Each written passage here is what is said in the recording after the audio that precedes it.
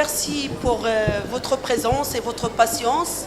Sans trop tarder, je dis que l'hypertension, il reste un problème de santé publique, que la prise en charge doit être adéquate, que l'association de l'hypertension et le diabète, c'est une association de malfaiteurs. Nous avons l'honneur parmi nous, le professeur Jean-Jacques Mourad. C'est un professeur qui est responsable du service d'HTA à l'hôpital Avicenne de Bobigny. Et le sujet, il est sponsorisé par notre partenaire Servier, qui sont remerciés. Bien sûr, monsieur le professeur Jean-Jacques Mourad, il faut le voir dans différents congrès mondiaux et internationaux. Nous, on a eu le plaisir de le voir et de le suivre lors des différentes réunions à Paris. C'est vrai que c'est un plaisir de l'écouter et on se tapera une bonne demi-heure de plaisir scientifique. Merci, monsieur. C'est adorable. Merci beaucoup pour votre accueil. Je crois que c'est la 4e fois que je viens à FAI. C'est toujours un plaisir de partager. J'ai été très agréablement surpris par l'audience, très agréablement surpris par la qualité des topos que j'ai eu plaisir à écouter, même si ça ne relevait pas directement de mon cœur de métier. Ce que vous allez entendre, c'est la mauvaise heure, c'est le dernier orateur, on est un peu en retard, mais ça risque de vous choquer un peu. Je le dis honnêtement parce que on est une génération qui a été éduquée à traiter les hypertendus différemment. Je voudrais pas que vous partiez de ce topo avec des idées oui, non, c'est comme ça maintenant qu'il faut faire.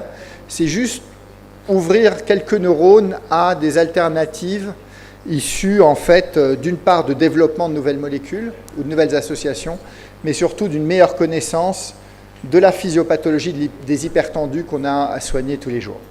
Et donc le titre est un peu provocateur, on est aujourd'hui dans un monde où, en particulier dans le diabète, on est très vite avec des recettes thérapeutiques incluant des bloqueurs du système rénine-angiotensine, donc IEC, Zartan en général. Est-ce qu'on peut bien soigner si on n'a pas ce genre de molécules? Je vais essayer de vous convaincre que oui.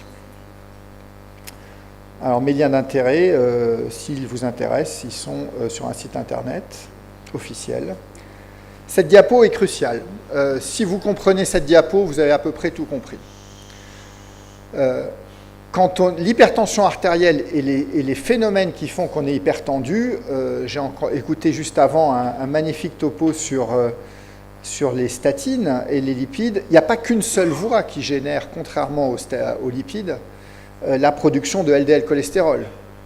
Là, dans l'hypertension, ce qui va faire que votre pression artérielle va s'élever est régi sous 5 ou 6 mécanismes ou systèmes qui interagissent entre eux. Et si j'en résume à 3, le système rénine-angiotensine, le système nerveux sympathique et la sensibilité au sel, ces systèmes ne vont pas du tout être identiquement activés à 30 ans, 40 ans, 50 ans, 70 ans. Si je veux faire résumer, les systèmes rénine-angiotensine vont être extrêmement actifs, de même que le système nerveux sympathique au tout début de l'histoire de la maladie, 30 ans, 40 ans, 50 ans, alors qu'il va s'éteindre après 55 ans. Et il va s'éteindre à un moment où les maladies ou les complications de l'hypertension vont se rapprocher. C'est-à-dire les accidents vasculaires cérébraux, les insuffisances cardiaques par exemple, ou les infarctus du myocarde, qui arrivent plutôt après 55 ans. Donc on arrive à un moment donné où il va falloir se rendre compte que pour baisser les chiffres tensionnels, vous savez que les molécules qu'on a, elles agissent sur un système. Quand vous donnez un bêta-bloquant, vous agissez sur le système nerveux sympathique, un peu sur le système rénine-angiotensine. Quand vous donnez un IEC en hasartan, vous agissez sur un système. Quand vous donnez un diurétique, vous agissez sur un système. Si vous tapez sur le mauvais système, votre pression artérielle ne va pas répondre. Et si les événements indésirables que vous essayez d'éviter sont très dépendants de la pression artérielle, comme l'accident vasculaire cérébral, qui est la complication la plus redoutée de nos patients, vous avez beau donner des médicaments que vous croyez être très brillants, très modernes, très efficaces, s'ils ne bloquent pas un système qui est partie prenante dans la pression artérielle, vous n'allez pas baisser vos chiffres tensionnels. Tout ça pour vous rappeler des choses qui sont la genèse de la systolique. Je montre souvent cette diapositive à mes étudiants qui, quand je les vois autour de 22-23 ans, je leur dis vous êtes 15, 30, vous avez tous entre 10 et 12 de pression artérielle. Si Dieu me donne la santé et que je vous revois dans 30 ans, vous serez tous très différents en termes de pression artérielle systolique, c'est-à-dire entre 12 et peut-être 18. Et qu'est-ce qui fait que la pression artérielle n'a pas du tout évolué pareil dans un groupe d'étudiants de 22 ans? C'est d'une part leur gène. Effectivement, quand vous avez vos parents hypertendus, votre risque d'élever votre pression artérielle en vieillissant, ce qui est un phénomène naturel, va être différente. Et vous allez plus rapidement élever votre pression artérielle si vos parents sont hypertendus parce qu'ils vous ont transmis des gènes impliqués, qu'on ne connaît pas tous au passage. Vous avez des facteurs qui vont faire vieillir l'artère, parce que ce qui fait monter la pression artérielle systolique, c'est le vieillissement des grosses artères et de l'aorte. L'artériosclérose, ce n'est pas l'athérosclérose, c'est le vieillissement de l'artère. Et ça, c'est la consommation de sel, la sédentarité. Alors, chaque fois que je mets cette diapositive, on me dit « mais elle n'est pas grosse ». Elle n'est pas grosse, d'accord, mais elle est un peu en surpoids. Donc, le surpoids et l'obésité. Et puis, vous avez des facteurs qui vont être directement toxiques sur l'artère. Directement toxiques sur l'artère. C'est le tabac, qui va en fait favoriser l'accumulation de vitamine D dans la paroi et donc la rigidifier. Vous allez avoir le cholestérol qui va faire, lui, de l'athérosclérose, donc accumuler des lipides et donc la rigidifier. Et le diabète, on en sort, qui va caraméliser la paroi des vaisseaux, puisque l'excès de sucre va produire des produits de glycation avancés qui sont du caramel, qui va s'accumuler. Vous avez bien vu que le caramel, quand c'est dur, c'est dur. Et donc, vous voyez que vous retrouvez là tous les facteurs de risque cardiovasculaire qui font le lit d'une élévation plus rapide de la pression artérielle systolique, qui est la courbe d'en haut, par rapport à quelqu'un qui n'en aurait pas, qui est la courbe numéro 1. Alors, tout ça pour dire que vous avez vu qu'une des clés d'une prise en charge correcte, en particulier chez le sujet d'âge moyen et âgé, c'est de faire baisser les chiffres. On sait depuis 50 ans aujourd'hui que c'est le critère intermédiaire qui permet de se prévenir des complications cardiovasculaires liées à l'hypertension artérielle. On sait, c'est déjà le titre est un peu choquant, que parfois, dans certaines situations, donner un Zartan ou un IEC, c'est moins efficace pour faire baisser la pression artérielle que donner autre chose. Vous avez déjà intuitivement compris pourquoi et comment, puisque ça va très dépendre de l'activité du système rénine-angiotensine chez votre individu. Si le système n'est pas actif, l'IEC ou le Zartan ne va pas fonctionner. Dans la vie, votre système rénine-angiotensine, ici figuré par les points noirs, qui est l'activité rénine dans le plasma, et l'aldostérone, qui est sa conséquence dans le plasma, en blanc, vous voyez qu'à 20 ans, vous avez un système qui est très vaillant, très actif, et dès que vous passez la quarantaine et la cinquantaine, votre système s'éteint progressivement. Donc, quand vous donnez un IEC ou un Zartan tout seul, après 60 ans, ça ne marche pas. Ça ne marche pas, et on le sait, puisque les recommandations, certaines d'entre elles, le NICE anglais, arbitrent en fonction de l'âge et un peu la couleur de la peau, mais qui est le corollaire de ça, pour vous dire qu'en initiation de traitement, après 55 ans, ou chez le sujet de peau noire, ou africain, ou caribéen, qui sont des pathologies et des profils de patients qui n'ont pas de système rénine actif, il ne faut pas leur donner en première intention un bloqueur du système rénine-angiotensine. Si vous voulez lui faire baisser sa pression artérielle. Et ça vaut pour le diabétique, qui n'a pas d'atteinte rénale. Si vous n'avez pas d'indication préférentielle, si votre objectif c'est protéger un diabétique qui a une pression élevée, s'il est noir, africain ou caribéen, il ne faut pas commencer par un IEC ou un Zartan. Tout seul, ça ne marchera pas dans la plupart des temps, parce que c'est des données, bien sûr, générales qu'on est en train de vous dire. Regardez des vieilles données. Le bêta-bloquant, pareil, aussi il a une activité antirénine.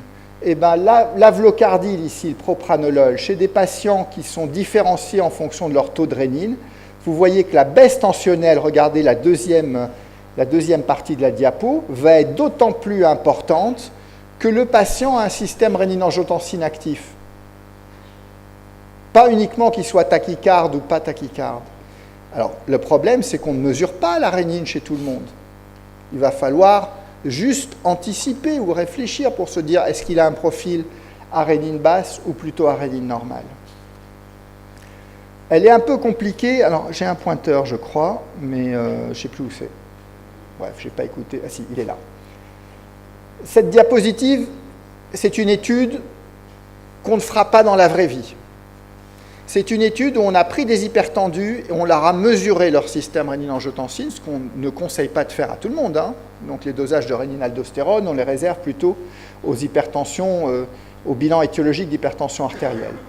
Et on a des sujets à peau noire et des sujets à peau blanche. Je voudrais juste que vous regardiez, et chez ces sujets, on a essayé un diurétique, l'hydrochlorothiazide qui est le moins parfait des diurétiques, j'y reviendrai brièvement, et un zartan qui est le candesartan, qui est un bon zartan, pour faire baisser la pression artérielle. Regardez, chez le sujet noir, qui majoritairement... Oui, j'ai compris. D'accord, ok, super, mais j'ai la flèche, c'est pas plus mal. Chez le sujet noir, qui est majoritairement plutôt à rénine basse, le contrôle tensionnel est observé plus fréquemment avec un diurétique qu'avec un zartan. Chez le sujet blanc, c'est plutôt l'inverse. C'est, oups, je vais utiliser ce que m'a dit madame, c'est là. Voilà, 52 versus 78.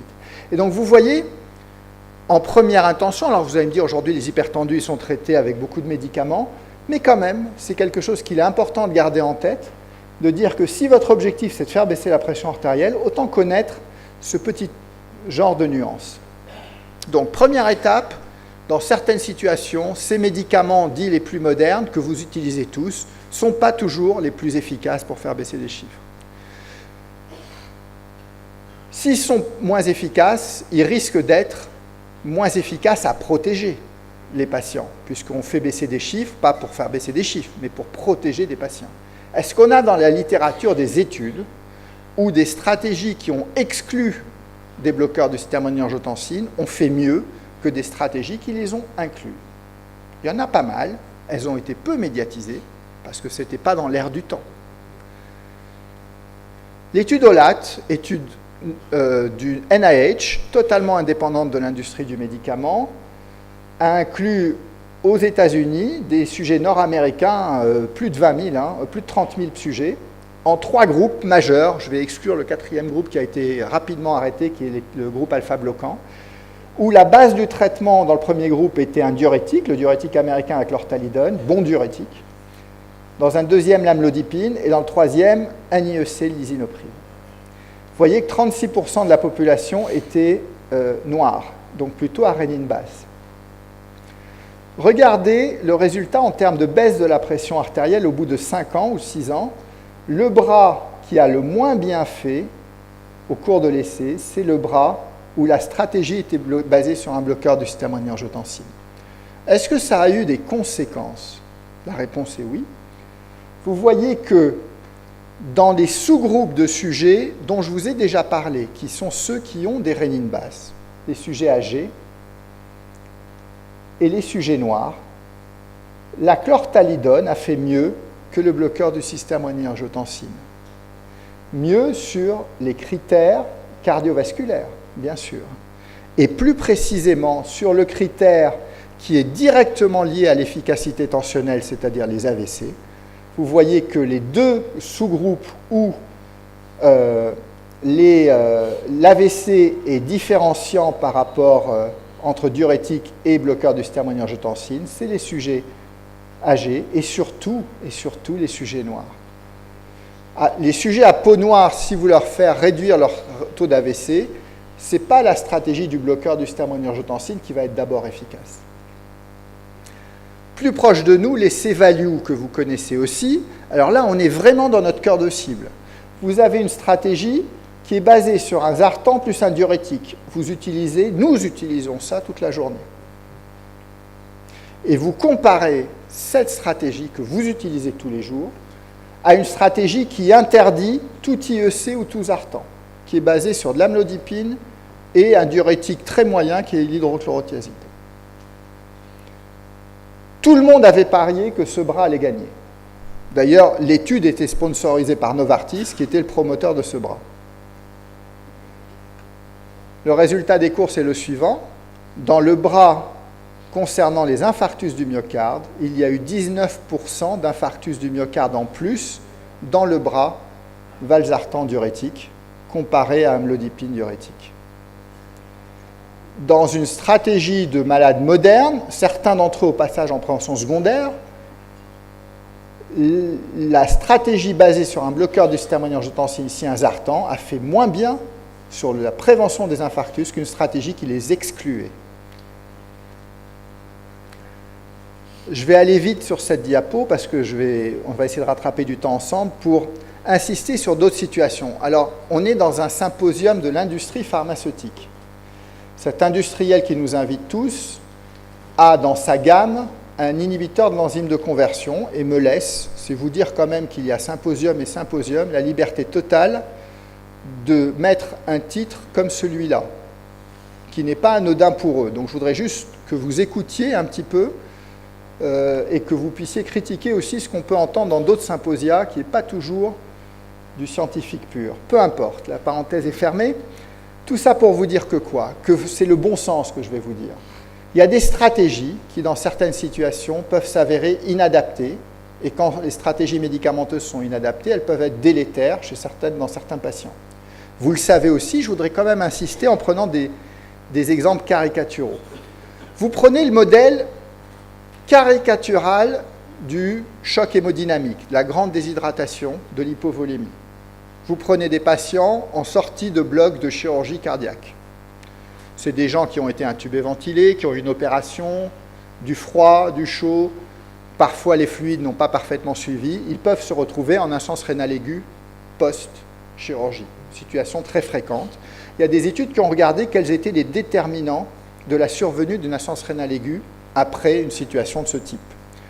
Alors, il y en a beaucoup des déterminants, il y a tout ça.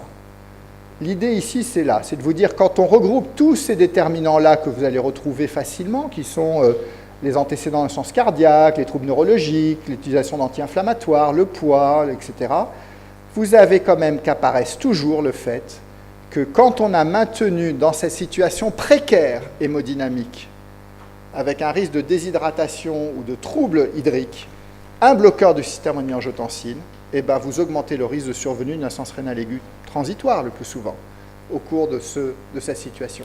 Ça veut dire quoi, ça? Ça veut dire que les anesthésistes savent très bien ça, qu'il faut suspendre ce genre de traitement avant une chirurgie. Ils le savent.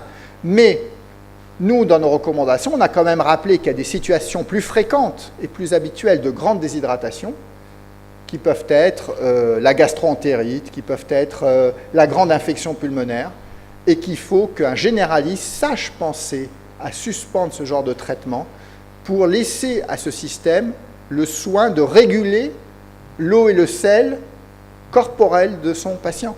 Sinon, il va aggraver le risque de faire des insuffisances rénales. Une autre situation très classique aussi, c'est le choc septique. Quand vous êtes en situation de choc septique, le fait d'avoir bloqué le système rénine-angiotensine pendant cet épisode de choc va augmenter le risque de faire de l'insuffisance rénale aiguë.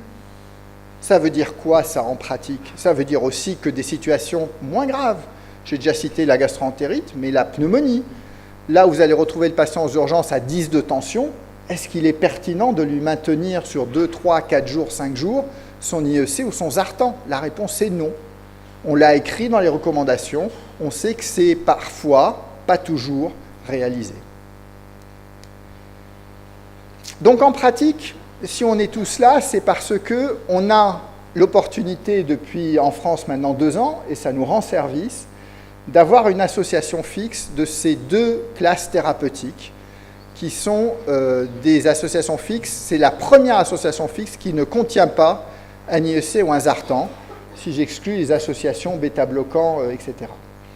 Alors, comment on les donne? On les donne comme toute association en prévention primaire, c'est un élément intéressant et important, puisque en théorie, en prévention secondaire, vous allez toujours avoir besoin d'un IEC puis si vous y croyez, d'Azartan.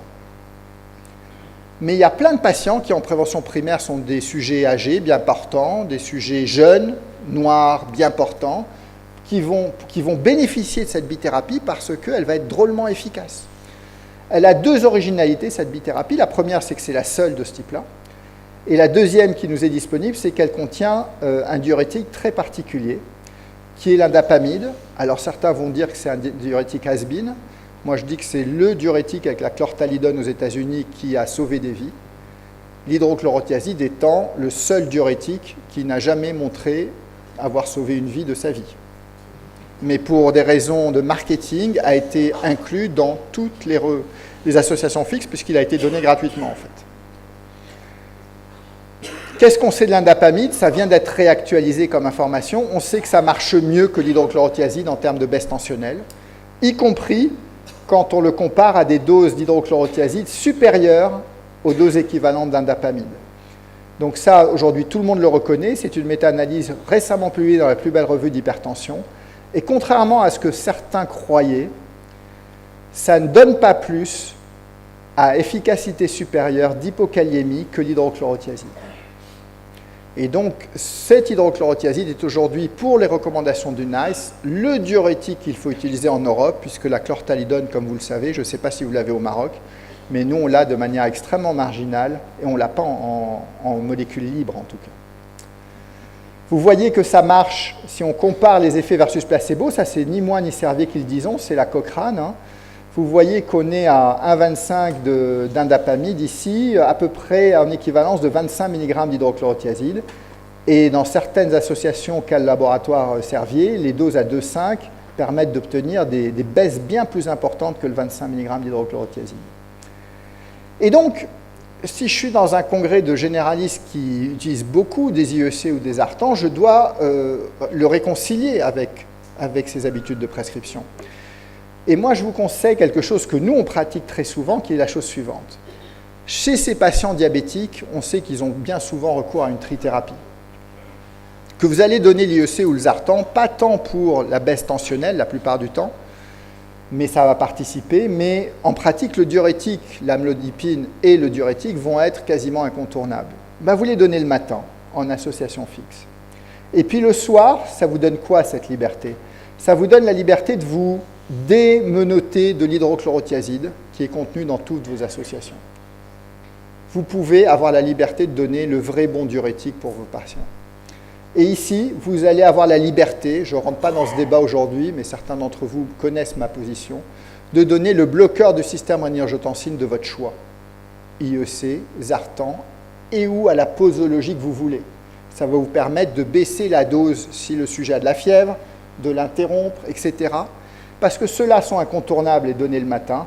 Et celui-là, vous allez choisir, retrouver votre liberté de prescripteur et de titreur de patients, de molécules. Et vous n'êtes plus tenu par aucune association en faisant ça. Et pourquoi c'est intéressant? Parce que chez certains patients, comme les apnéiques du sommeil en particulier, on sait que quand vous donnez le bloqueur du système rénine-angiotensine la nuit, surtout si vous en choisissez un qui ne dure pas vraiment 24 heures en pratique, en fait, la baisse tensionnelle induite par l'administration nocturne d'un bloqueur du système rénine-angiotensine va être plus importante quand vous le donnez la nuit qu'à dose équivalente donnée le matin. Pour des raisons qui seraient trop longues de vous détailler aujourd'hui, mais on pourrait retenir grossièrement que la clairance rénale, les reins se mettent au repos la nuit. Et pour tous ces produits à élimination rénale, l'air sous la courbe va augmenter puisque le produit va tarder à être éliminé par les reins. Et donc l'efficacité, l'air sous la courbe va être augmentée. Regardez la même dose de ramipril ici donnée le matin ici et le soir ici. Regardez la baisse tensionnelle, l'amplitude de la baisse tensionnelle qu'on observe la nuit. Et vous vous rappelez que la nuit, c'est super important puisque les AVC et les infarctus du petit matin sont très dépendants de votre efficacité à baisser les pressions nocturnes. Il y en a même en néphro qui disent que quand vous répartissez les médicaments antihypertenseurs sur le nictémère, c'est-à-dire quand vous en donnez au moins un le soir versus tout le matin, il y a des modifications substantielles de la mortalité. Ça a été publié en 2011 par Hermida, qui est un des papes de la chronothérapie. Alors vous voyez, les recommandations disent toutes depuis des années que cette association elle est aussi recommandable que toutes les autres qui contiennent des IEC ou des artans. Elle est étayée par bien plus d'études que certaines associations avec des artans, puisqu'il n'y a aucune étude, par exemple, zartan calcique, et pourtant c'est aussi bien recommandé. Elle est plus recommandée que des associations avec des bêta-bloquants, et pourtant, jusqu'à présent, on n'avait aucune association fixe. C'est à présent corrigé. Et donc, en conclusion, je pense, et j'aimerais vous convaincre, que ce type d'association qui n'inclut pas un bloqueur de système rénine-angiotensine peut s'avérer légitime, voire même judicieuse, chez des patients, et là tout compte, s'il vous plaît, en prévention primaire. Je ne me mets pas en situation de prévention secondaire où l'IEC, ou surtout l'IEC d'ailleurs, est nécessaire. Voire des diabétiques sans néphropathie, parce que chez ceux-là, qui n'ont pas l'indication à cause de leur signal néphronique, il faut leur faire baisser la pression artérielle correctement. Et souvent, ce n'est pas l'IEC ou le zartan qui va y arriver parce qu'ils sont noirs, parce qu'ils sont gros saleurs, etc. Et elle est particulièrement adaptée à ces profils de patients qui ont le système rénine-angiotensine activé, les sujets à peau noire, les sujets âgés, c'est un grand mot, on dit à partir de 55 ans si on croit le NICE, les HTA à rénine basse quand vous le savez, et surtout les gros saleurs qui éteignent leur système rénine-angiotensine et qui ne répondront pas à un IEC en monothérapie ou un zartan en monothérapie. Je vous remercie pour votre attention. Merci, professeur Jean-Jacques Mourad. Vous nous avez fait gagner du temps. 2 petites questions. Restez pour l'inauguration. Vas-y, docteur.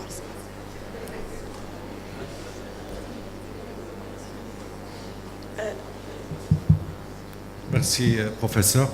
S'il vous plaît, c'est à propos de l'association et de la prescription de l'amlodépine. Vous avez dit le matin, et le bloqueur du système rénine-angiotensine le soir. Moi, la première fois que j'entends cette prescription, normalement, on nous a appris de prescrire le bloqueur du système rénine-angiotensine le matin et l'inverse, l'amlodépine le soir. Pourquoi? Parce que, enfin, il faut choisir un bloqueur qui a un rapport valépique important le matin, et surtout pour éviter les effets secondaires de l'amlodépine, qui sont le flash, la tachy, les œdèmes des membres inférieurs. Merci. Alors, il n'y a aucune chronothérapie sur l'amlodipine.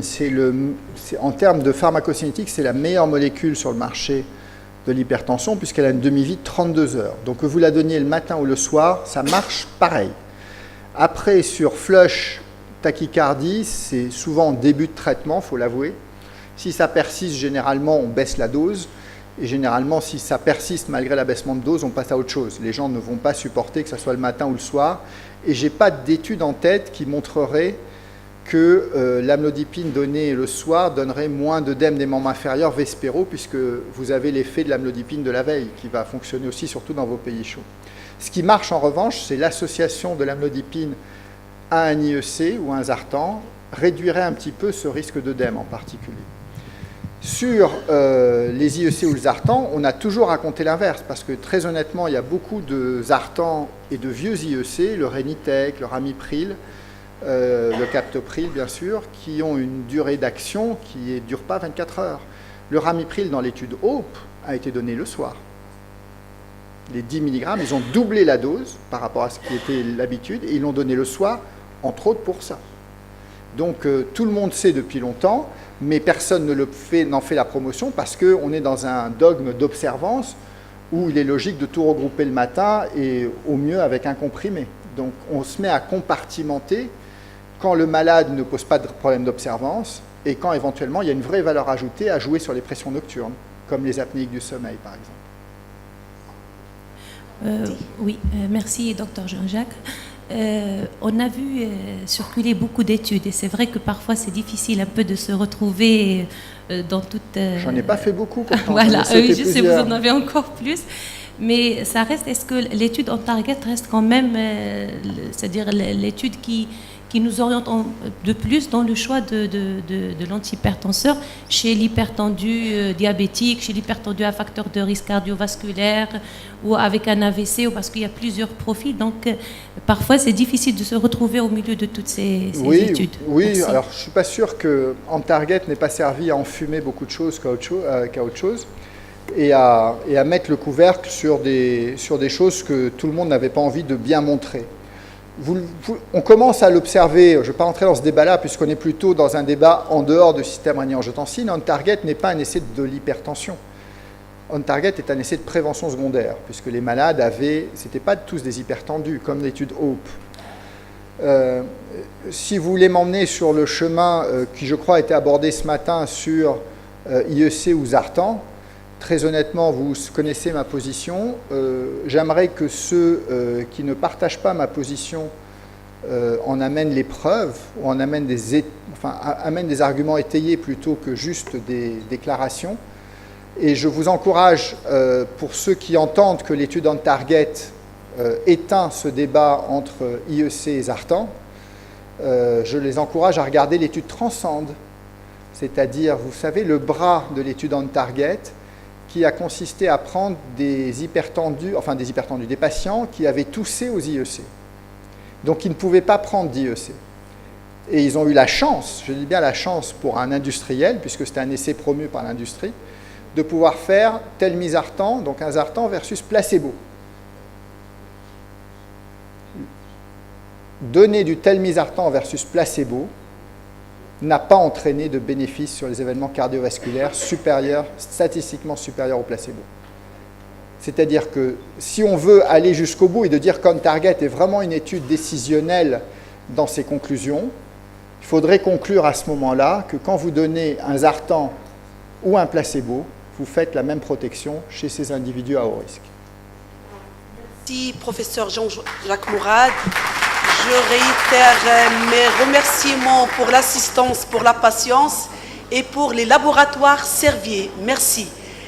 J'invite le président de l'association, Dr Srat Nordin, pour l'inauguration de notre congrès. Merci.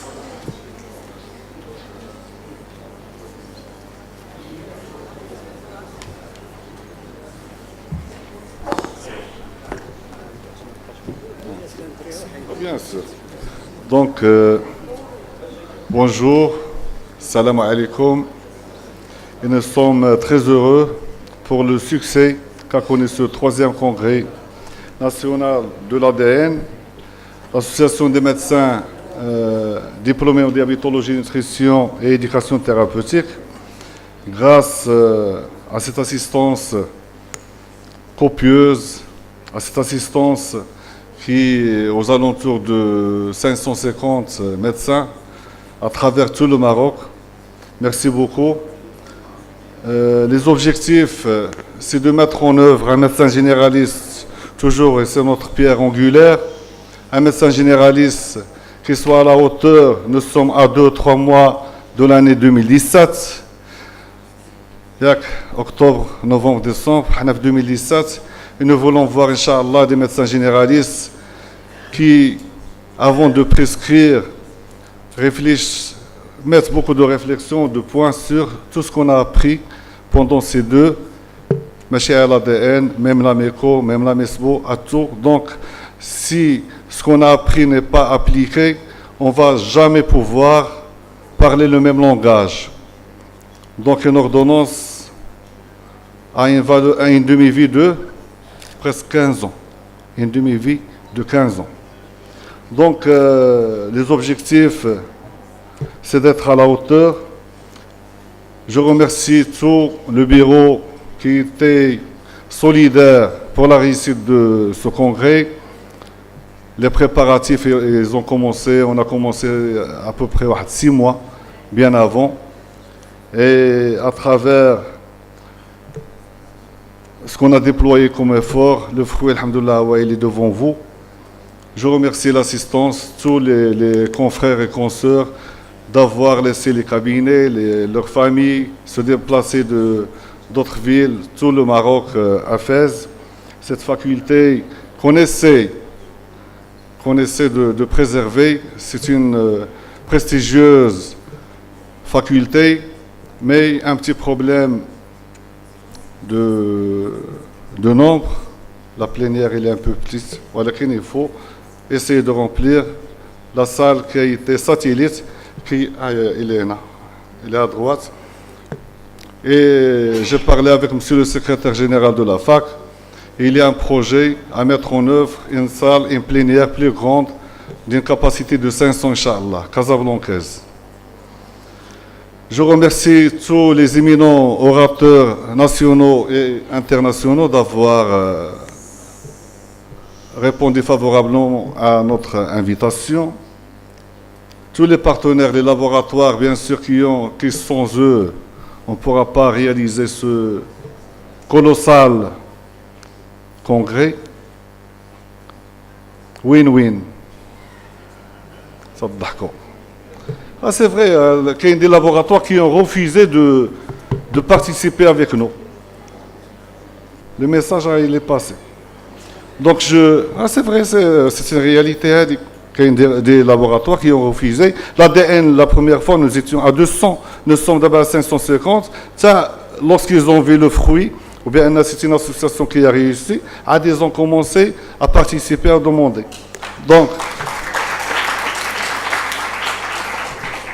Donc, la faculté, bien sûr, et tout ce qu'ils ont mis en œuvre pour la réussite, et M. le doyen et le secrétaire général et tout, ils nous ont ouvert les portes. Vous voyez que toutes les salles sont à nos portées. Je remercie les représentants du CNOM, le Conseil national de l'ordre du Maroc, bien sûr, le CROM de Fès et le CROM de Casa, au nom de M. Ben Abdelbi Fouzi, d'avoir assisté avec nous. Je remercie tout le monde et vous êtes... le secrétaire général, je l'ai cité, et vous êtes conviés à un déjeuner et merci beaucoup.